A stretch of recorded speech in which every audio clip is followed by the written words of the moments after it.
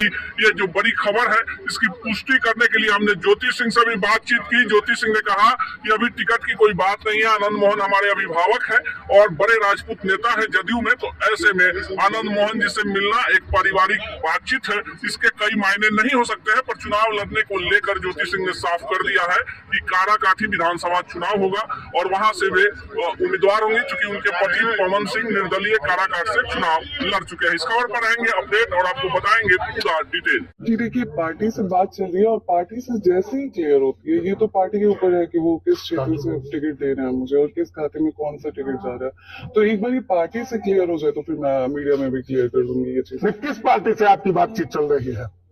जी बहुत 2-3 पार्टियों से बातचीत चल रही है और अभी मैं उस मतलब पार्टी का नाम मीडिया में नहीं लाना चाहती हूँ। एक बार ये सारी चीजें क्लियर हो जाए तो फिर मैं मीडिया के सामने आऊंगी। मैं अभी पार्टी का नाम नहीं लेना चाहती हूँ कैमरे के सामने। इतना दौरा